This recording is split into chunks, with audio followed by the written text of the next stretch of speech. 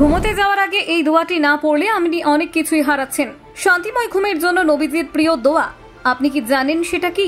হ্যাঁ, প্রতি রাতেই পড়তেন নবীজি। আজও কোটি মুসলিম যেটি পাঠ করেন ঘুমের আগে। ঘুমোতে যাওয়ার আগে মাত্র এক লাইন বদলে দিতে পারে আপনার রাত। রাত্রে শয়নের আগে এই কুরআনিক দোয়াগুলি পাঠে মিলবে আল্লাহর সুরক্ষা। জানেন, ঘুমের আগে এই ছোট্ট দোয়াই হতে পারে সমাধান। দেখুন, রাত্রে ঘুমানোর আগে কিছু বিশেষ দোয়া ও কুরআনিক আয়াত পাঠ করার পরামর্শ ইসলাম ধর্মে দেওয়া হয়েছে, যেগুলো আমাদের শারীরিক ও মানসিক প্রশান্তি এনে দেয় এবং আল্লাহর রহমত ও সুরক্ষায় ঘুমোতে সাহায্য করে। নবী করিম ঘুমোতে যাওয়ার আগে যে সমস্ত দোয়া পড়তেন সেগুলো তার জীবন চর্চায় অত্যন্ত গুরুত্বপূর্ণ স্থান পেয়েছে এবং তিনি তার উম্মতদেরও এগুলো পড়ার উপদেশ দিয়েছেন। ঘুমানোর আগে যেটি সবচেয়ে বেশি গুরুত্বপূর্ণ সহজ দোয়া তা হলো, হে আল্লাহ, আমি তোমার নামে মৃত্যুবরণ করি এবং তোমার নামে জীবিত হই। এই ছোট্ট বাক্যে এক গভীর আস্থা প্রকাশ পায়। আমরা যখন ঘুমোতে যাই তখন এক অর্থে জগৎ থেকে বিচ্ছিন্ন হয়ে পড়ি। আমাদের শরীর বিশ্রামে গেলেও আত্মা আল্লাহর হাতে সঁপে দেওয়া হয়। এই দোয়াটির মাধ্যমে একজন মুসলমান নিজে সবকিছু সৃষ্টিকর্তার উপর নির্ভর করে ছেড়ে দেন। এই দোয়া আমাদের মনে আল্লাহর প্রতি আত্মসমর্পণ, বিশ্বাস ও আশ্রয়ের বোধ জাগায়। এছাড়াও ঘুমোতে যাওয়ার আগে কোরআনের কিছু বিশেষ আয়াত পাঠ করার ব্যাপারে উৎসাহ দেওয়া হয়েছে। যেমন সূরা বাকারা এর একটি গুরুত্বপূর্ণ আয়াত হলো আয়াতুল কুরসি।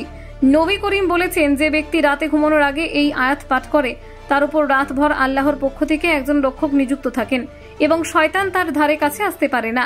তাছাড়া আরও তিনটি ছোট সূরা, সূরা ইখলাস, সূরা ফালাক এবং সূরা নাস 3 বার করে পাঠ করাও নবী করিমের একটি নিয়মিত অভ্যাস ছিল। তিনি তার উম্মতদেরকেও এগুলো ঘুমানোর আগে পড়ার নির্দেশ দিয়েছিলেন। এই 3টি সূরার মধ্যে আল্লাহর একত্ব, আশ্রয় প্রার্থনা এবং সব প্রকার অশুভ শক্তির বিরুদ্ধে সুরক্ষার আবেদন করা হয়েছে।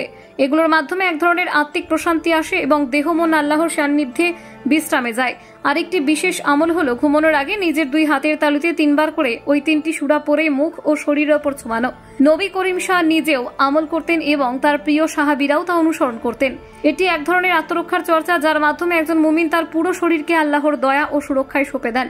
এছাড়াও ঘুমানোর আগে কিছু জিকির রয়েছে যা নবী করিম নিজে কন্যা ফাতিমাকে শিখিয়েছিলেন। এর মধ্যে রয়েছে 33 বার সুবহানাল্লাহ, 33 বার আলহামদুলিল্লাহ এবং 34 বার আল্লাহু আকবার বলা। এটি আমাদের দেহ ও মনকে শান্ত করে এবং আত্মার গভীর এক প্রশান্তি এনে দেয়, যা আমাদের ঘুমের পূর্ব মুহূর্তকে আল্লাহর স্মরণে পূর্ণ করে তোলে।